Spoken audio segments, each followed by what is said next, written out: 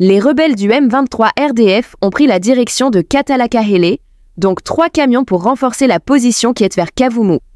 Un convoi de l'armée rwandaise a quitté Bukavu en direction de Kamanyola. Il était composé de chars de combat, de 5 véhicules blindés et accompagné de systèmes Shorad aériennes ainsi que de dispositifs de brouillage GPS. Les Wazalendo sont des vrais léopards. Ce combattant Mzalendo qu'on croyait mort ou capturé est réapparu à Lubero, toujours sur le front. Comment a-t-il échappé au M23 qui les avait encerclés à Goma? Mystère, respect. Sega est un vrai Mzalendo. Comme territoire ya Lubero, précisément Mangurujipa, tulikuya huku na honorable Simis alinitosha ku position, anasema nono tuende tufuatilie ingine position, tunakuona population yetu yenyewe iko inateseka na bahuni, yani ADF ya konivase na RDF, watu wanazungumza pamoja na RDF. Ndio tulikuja sababu tuna deploy huku, alikia ona ekipe ya huku yenyewe kunapiga ADF na kukuya kuiongezea moral na kukia kuona population yenyewe ilimpatia kama sauti. Tunashukuru honorable Smith sababu haiko kila mtu ndio iko na hii hamu ya kukuya kuona population yake na kukia kuona wajene wazalendo les vrais patriotes bebiko napigania inji, sababu ADF yenyewe hapa iko nayo naungana na M23 kukia kudestabilize population hapa, sio kuweza kusema bakimbie ndani ya mgini, balisha acha mashamba makakao avec VDP wazalendo fare na bengine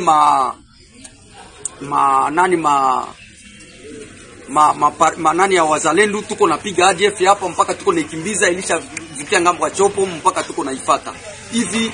Tuko narudia tena, tunarudia na honorable Smith kwa kumrudisha arudie kwenda ona ingine ekipe yenyewe iko Lubero kwa kufanya kazi hivi. Tunamshukuru, asiishie tu hapa, na wengine wa deputy tunapenda wakuje wafanye kama honorable Smith, sababu yako yeye ndio atakuwa nakiaona tu baze usiku na mchana, na wadepute wiko wengi wenyewe biko Kinshasa, wadepute biko wengi wenyewe tulipatia masauti hapa, na sie ba jeune patriote tumejidone kukuya kupigania inji yetu, kukuya sacrifier mafamilia yetu, sababu kia pigania inji yetu hivi. Tunasema kila mtu mwenyewe ni patriote, tuache ile mavitu ya kupigana vile mzee honorable Smith ametukosea.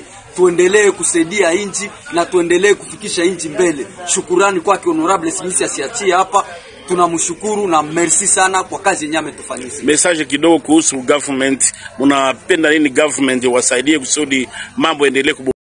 Ce soldat qui combattait aux côtés des rebelles du M23 a été déconnecté du réseau ce dimanche 6 juillet à Walikale par les Wazalendo lors des affrontements. Nord Kivu, aucun groupe qui s'est rangé aux côtés des forces de défense et qui a répondu à l'appel du président de la République ne peut être assimilé au Maï-Maï, a indiqué le général-major Kakule Somo, tout en rassurant qu'aucune opération de traque des VSP n'est en cours au Nord Kivu. La proximité immédiate des forces de l'UPDF avec les positions de l'AFC M23 et des RDF dans le sud du territoire de Lubero a suscité des inquiétudes quant à l'impartialité de la présence de l'UPDF, compte tenu du soutien déjà documenté de certains éléments de l'armée ougandaise aux opérations de l'AFC M23. D'une part, l'armée ougandaise empêchait les forces de l'AFC M23 d'avancer vers Kisangani par la négociation plutôt que par une confrontation directe conformément à l'objectif déclaré de l'Ouganda de protéger ses intérêts nationaux tout en évitant une confrontation armée avec le M23, ont fait remarquer les experts. Parallèlement, alors que le quartier général régional des FARDC se regroupait à Beni, la présence de l'armée ougandaise efficacement servit de tampon sur le front nord, où l'AFC M23 et les RDF étaient les plus vulnérables militairement. Ce positionnement a conféré un avantage tactique significatif à l'AFC M23, qui, rassuré de ne pas être attaqué par le nord, a pu concentrer ses capacités opérationnelles vers l'ouest, facilitant ainsi les offensives vers Walikale. Les déclarations publiques incendiaires répétées du général Muhoozi Kainerugaba, commandant des forces de défense de l'armée ougandaise, exprimant son admiration pour le président Kagame et soulignant l'étroite coopération entre l'armée ougandaise et l'armée rwandaise, ont soulevé des questions légitimes quant aux objectifs sous-jacents de l'implication de l'Ouganda dans la région, ajoute le rapport. Début février, l'armée ougandaise a déployé plus de 1000 soldats supplémentaires au sud de Lubero. Des troupes supplémentaires ont été stationnées le long de l'axe Lubero-Butembo, tandis que d'autres ont été déployés à Bunia, dans les territoires de Mahagi et Djougou en Ituri. Le total des déploiements en 2025 a représenté au moins 3000 soldats supplémentaires, portant la présence totale de l'armée ougandaise en RDC depuis 2024 à plus de 6000 personnes, doublant ainsi la présence de l'Ouganda dans le pays, rapporte le rapport du groupe d'experts de l'ONU. Lire dans un document les ferments de ce qui permettra à nos enfants de comprendre ce que nous vivons actuellement, parce que l'histoire est en train d'être écrite. Alors, plus qu'un témoin, il a choisi d'écrire pour la postérité. Je pense que pour ça, il mérite des hommages particuliers.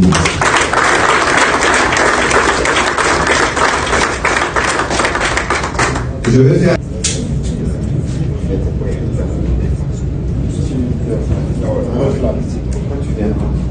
Avec plaisir.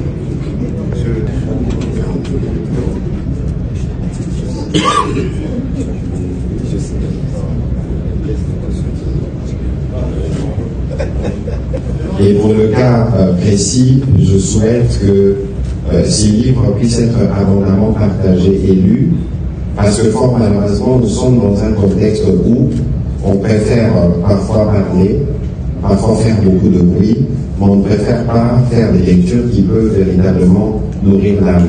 Et donc, je souhaiterais baptiser ces livres stratégiques pour mettre fin aux agressions militaires en RD Congo, une longue vie, où j'allais dire une percée dans les bibliothèques congolaises, et pour que ceux qui auront l'occasion de le lire comprennent un pan de notre histoire qui a été si bien racontée par M. Guinain Chibaba ici présent.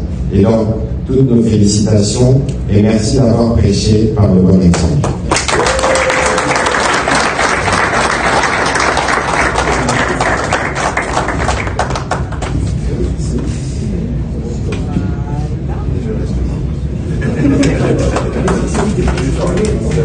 Donc du coup cet exemplaire, ces livres, il est ivre. À l'interne, de plus en plus de voix s'élèvent pour évoquer la nécessité de tenir ou d'organiser un dialogue. De manière tout à fait indépendante, et cela n'engage que moi.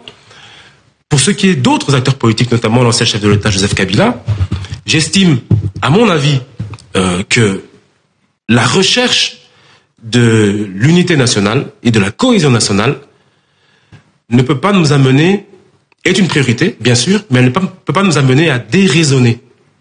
Il est pour moi important d'avoir la cohésion nationale, mais je suis très très sceptique sur un dialogue qui aboutirait avec le FCC.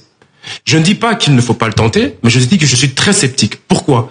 Parce que l'histoire a démontré à suffisance, lorsque le pays en 2019 n'était pas dans la crise à ce niveau avec le Rwanda, que la collaboration avec le FCC et le chef de l'État n'a pas fonctionné. Non pas pour des raisons d'hommes, mais pour des raisons d'approche politique.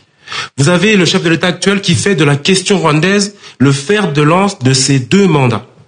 En face, vous avez l'ancien président de la RDC qui n'arrive même pas à citer le mot Rwanda dans ses prises de parole. Vous avez le chef de l'État passé, Joseph Kabila, qui nous expliquait qu'effectivement, le président Tshisekedi détruit son héritage. Mais quand on regarde la question qui taraude les Congolais aujourd'hui sur donc la question rwandaise, effectivement, il a raison, le président Kabila, de dire que Tshisekedi détruit son héritage. Parce qu'effectivement, son héritage en termes de politique internationale, qu'est-ce que c'est? En fait, c'est de la complaisance par rapport au Rwanda. Et le chef de l'État détruit cette complaisance-là. Troisième élément, et là je reste factuel, le chef de l'État passé, Joseph Kabila, ainsi que ce conseiller diplomatique, ont dit respectivement l'un et l'autre que le M23 représente les aspirations du peuple congolais et que le combat mené par le M23 est le même combat mené par Joseph Kabila et que le rapport des Nations Unies vous dit que le M23 a pour ambition d'annexer la RDC au Rwanda, donc en d'autres termes de nous coloniser. Ça veut dire que l'ancien pouvoir partage cette opinion au minimum ou est complice au maximum. Dans les 2 cas, cette approche est incompatible avec la vision du chef de l'État actuellement. Je pense, deuxièmement, que si le FCC et le 23 partagent la même mission, le même objectif, et que nous avons au Qatar aujourd'hui des discussions avec le gouvernement congolais et le 23, il est dans ce cas-là inutile, ou en tout cas à mon avis inopportun, d'avoir encore des discussions au Congo entre le FCC et le chef de l'État, puisque le FCC vous dit lui-même que les ambitions du M23 sont les nôtres. Donc autant discuter avec le M23 au Qatar et s'en tenir là et progresser. Je pense que toutes ces manœuvres-là sont dilatoires et qu'il faut progresser pour le chef de l'État dans ce qu'il a mis en place, mettre en place les différentes conditionnalités qui ont été imposées par ce contrat-là, parce qu'aujourd'hui, ce qui se joue là, c'est pas juste une question des FDLR, c'est pas juste une question de la paix, c'est une question de la coopération économique et du développement du Congo. La coopération directe entre la RDC et les États-Unis va à l'encontre et fragilise la coopération directe du Rwanda et des États-Unis. Ça veut dire que plus la RDC coopère directement avec les États-Unis, plus il y a de chances que la RDC coopère directement avec d'autres continents, comme l'Europe. Ce qui veut dire que l'influence du Rwanda dans la zone africaine centrale va baisser, son influence dans la sous-région va baisser, et son rôle et son importance pour les États-Unis, pour l'Europe, va baisser. Donc effectivement, pour le Rwanda, ces accords américains-là sont une mauvaise nouvelle, parce que ça veut dire adieu aux contrats juteux, adieu à l'influence rwandaise dans la sous-région, et puis adieu aussi à tout ce qui est contrebande, et puis trafic de minéraux de manière illicite. Merci beaucoup. C'est moi qui vous remercie. Parce qu'en réalité, le président Félix a sali un mandat moko. Mandat moko alors a prêté serment et puis toqué. Oui, mais ce qui bino bolini a dirigé te bozo ambourie, boyena manduki, boyena boy. Qu'est-ce qu'on a le but pour la biso? En tout cas pour la biso bata IDPS. Tant que y a un dialogue wana et l'autre tient la message wana. Nini. Mais le président a dirigé qu'à 5 ans. Tout ça la ni. Mais tout ça la ni kasi bino biso na bino to se mettre d'accord que a dirigé les sous pour récupérer tant où il y a perdre na FCC cash, na tant où il y a perdre la guerre. Et ça le solo. Il y a dialogue te. C'est quoi constitution tout ça na oni? Ah, maman. Constitution, tu respectes. Mais constitution, on a pas ça la guerre. La constitution. Il y a des salles d'élection seulement en 2028. Oui, mais constitution et prévoyait qui guerre. C'est ce qu'on a dirigé. Il faut que guerre et kokikoya, épidémie kokikoya. Oui. Aux zones dans la constitution. Constitution et prévoyait qui guerre il y a M23. Il prévoyait qui était contraire. Est-ce que constitution et prévoyait qui FCC cache? On est toujours sur le terrain. Il y a des écoutiers en pause mandat. Na lobby et tché en pause té. Et ça va difficulté tout coutani nango. Ce qui bon lobby bon ce constitution et le bac qui est tout ça gouvernement union nationale. Et le bac tout ça union sacrée. Et le bac qui est katumbia ya kokota gouvernement. Et le bac qui est yo soko que élection poli, il faut le go ya okota élection et okota gouvernement. Et ça dialogue. Qu'est-ce que vous voulez dire sur dialogue? Qu'est-ce que dialogue a vous représentez que mon Kamembo Kasselika mandat moko a récupéré mandat naie après que l'élection en 2000 asala ba mandat naie asala ba mbula naie ndenge constitution prévoir. Ce qui bino boye na guerre, vous créez guerre à diriger et puis à la fin bolobi alongo. Est-ce que bateau baroya na dialogue par exemple au sein de Kinshasa baza bateau basime mandoki te? Non, mais ça, on va se demander, mais on est conscient qu'à diriger n'est pas vous êtes sûr que vous accéder na thèse? Les alliés solo et à dialogue. Tout le but est que vous accéder ou vous accéder, vous imposer. Vous avez un cahier de charges na bango, vous avez un cahier de charges na biso. Donc, premier point, il y a mandat.